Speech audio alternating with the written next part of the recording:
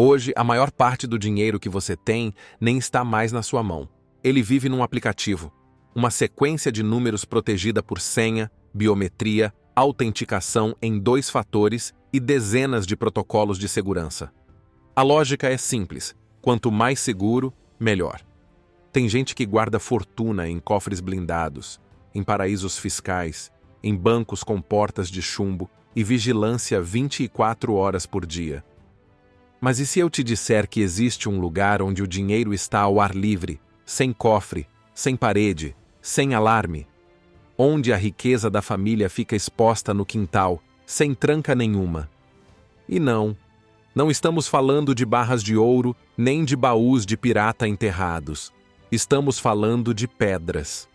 Embora pareça difícil de acreditar, existe um lugar que usa pedra como dinheiro. E pasmem, elas valem mais do que ouro. Já serviram para pagar casa, dote, indenização. E não é só valor monetário. Essas pedras carregam histórias, de família, de poder, de tragédia, de conquista. Hoje, o belo mundo vai te levar para Yap, uma ilha isolada no meio do Pacífico. Um lugar onde o dinheiro não cabe na carteira. Onde uma única pedra pode valer mais do que um carro, uma casa ou até uma vida. Número 1. Localização e dados geográficos. No meio do Oceano Pacífico, existe um conjunto de ilhas que parece ter parado no tempo. Nada de shopping, arranha-céu ou rodovia. O que domina o cenário são florestas, aldeias de madeira, praias de água parada e um silêncio que parece sussurrar histórias antigas. É ali, entre mais de 1000 ilhas espalhadas, que ficam os Estados Federados da Micronésia. Um país formado por 4 estados, cada um com cultura, idioma e identidade muito próprios. Entre eles está Yap, o estado mais ocidental do grupo e o mais enigmático também. Yap faz parte das chamadas Ilhas Carolinas, uma cadeia de ilhas que se estende por milhares de quilômetros, ligando pedaços de terra separados por mar, mas conectados por uma longa história de navegação e tradição. As ilhas principais têm nomes próprios, como Gagil, Maap, Rumung e Tomil, e ficam cercadas por dezenas de atóis e pequenas ilhotas habitadas ou desertas. O território todo é pequeno, mas guarda uma diversidade natural e cultural que impressiona.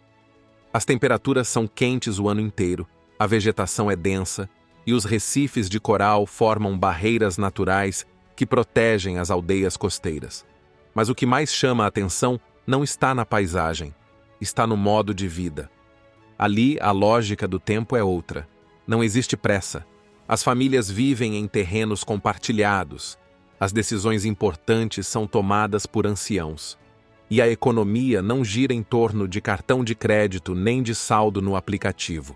Gira em torno de memória, troca, respeito e pedra. Sim, pedra. Mas isso a gente vai entender melhor daqui a pouco. Número 2. História. Muito antes dos mapas modernos, das bandeiras hasteadas e dos nomes oficiais, Yap já existia como ponto de passagem. Os primeiros povos que chegaram, há mais de 3.000 anos, não precisavam de bússola, nem de rota desenhada no papel. Eles vinham das Filipinas, da Indonésia, e atravessavam o oceano em canoas escavadas à mão, guiados apenas pelas estrelas, pelo desenho das nuvens e pelo vai e vem das ondas. Aos poucos, surgiram as aldeias, os clãs, os rituais. E com eles, uma rede de respeito que se estendia pelas ilhas ao redor. Yap virou referência entre as Carolinas, mas não pelo domínio militar.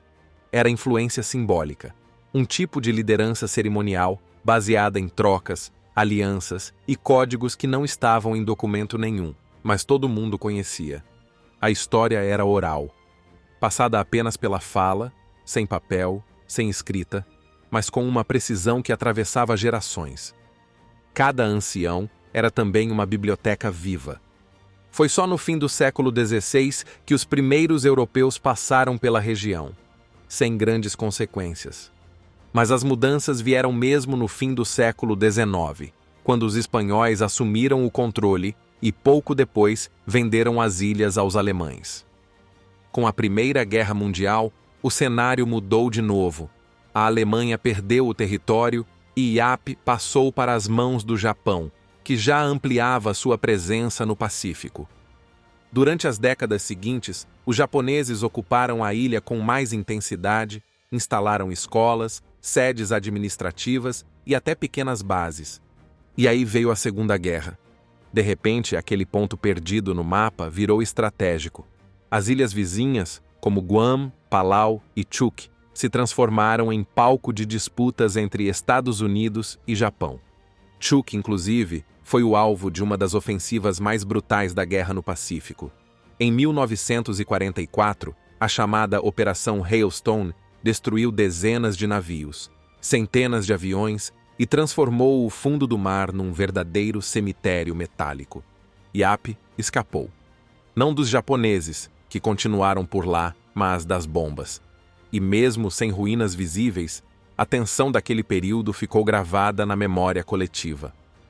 Depois da rendição do Japão, os Estados Unidos assumiram o comando da ilha como parte do chamado Território Fiduciário das Ilhas do Pacífico, administrado sob tutela da ONU. E foi só bem mais tarde, em 1986, que Iap passou a fazer parte oficialmente dos Estados Federados da Micronésia, como um de seus 4 estados autônomos. Mas o mais surpreendente é que, apesar de tantas bandeiras diferentes ao longo do tempo, a essência do povo permaneceu intacta, porque ali, mudança de fora nunca foi sinônimo de mudança por dentro. Número 3. População, religião e crenças. A ilha de Iap tem pouca gente. São pouco mais de 10 mil moradores espalhados entre a ilha principal e os atóis ao redor. Mas mesmo pequena, a ilha carrega uma diversidade de hábitos, crenças e costumes que impressiona. A língua mais falada é o iapese, que muda bastante de uma vila para outra. Já o inglês aparece em escolas, repartições e situações mais formais. Mas é o iapese que domina o dia a dia, especialmente nas conversas familiares, nas canções e nos rituais. Na religião, o cristianismo tem presença forte. Os missionários chegaram no século XX, construíram igrejas e até hoje muita gente frequenta os cultos. Mas isso não quer dizer que as crenças tradicionais tenham sido deixadas de lado. Pelo contrário, boa parte da população ainda acredita em espíritos ligados à natureza, como os que vivem no mar, nas árvores ou nas pedras. São forças que protegem, guiam ou até castigam, dependendo da conduta de cada um. E isso faz parte da vida cotidiana. Um dos exemplos mais claros dessa crença aparece entre os navegadores das ilhas exteriores. Antigamente, eles levavam um boneco feito à mão nas viagens longas. Enfeitavam com folhas e espinhos de arraia e colocavam na canoa antes de zarpar, pedindo proteção para os deuses do mar. Hoje esse costume quase não se vê mais, mas ainda é lembrado nas histórias contadas pelos mais velhos. O mais interessante é que ninguém vê contradição nisso. Tem iapese que vai à missa no domingo e no dia seguinte faz uma oferenda para o espírito da floresta. Essa mistura de fé cristã com espiritualidade tradicional é o que define de fato a alma da ilha. Número 4. Costumes, etiqueta e tradições. Em Iap, o jeito de viver junto é cheio de códigos que não estão em papel nenhum, mas todo mundo conhece. Eles aprendem no olho, no gesto, na convivência. Desde pequeno, cada iapês vai entendendo quando pode falar, como se portar e até como caminhar no meio da vila. Falar alto, por exemplo, é falta de respeito. Quem tem educação, fala baixo, escuta mais do que responde e mede cada palavra antes de abrir a boca. E se tiver um ancião por perto, o cuidado dobra. O respeito pelos mais velhos é regra básica por lá. Quando um entra num espaço público, ninguém fica sentado. Levantar é automático. E nas reuniões da comunidade, é o ancião que abre a fala, decide os rumos e ninguém ousa interromper. Em momentos formais, como casamentos ou acordos entre famílias, os gestos ganham ainda mais importância.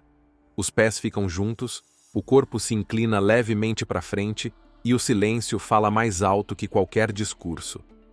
Falar demais, aliás, pode ser visto como vaidade.